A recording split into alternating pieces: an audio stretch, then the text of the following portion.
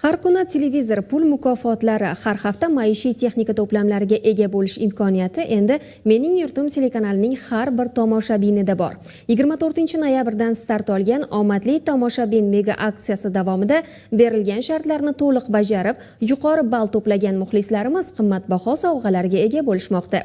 Aksiyamizning navbatdagi g'olibi jizzaxlik ayol bo'ldi va hamyurtimizga televizor yetkazildi. Hozir shu haqda 24-noyabr sanasidan start olgan omadli tomoshabin mega aksiyasi eng qizg'in pallaga kirdi. Ana shunday omadli tomoshabinlardan biri jizzaxlik Ozoda Meliqulova bo'ldi. Viloyatning Paxtakor tumanida yashovchi 25 yoshli Ozodaga televizor sovg'asi topshirildi.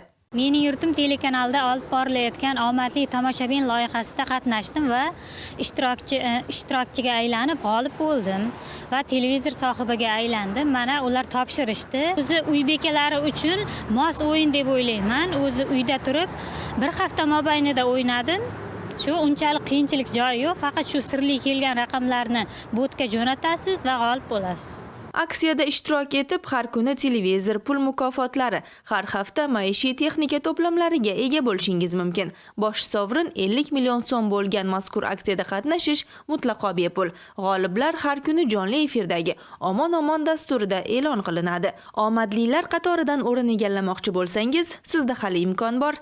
Aksiya 26 dekabrga qadar davom etadi. Fursatni boy bermang.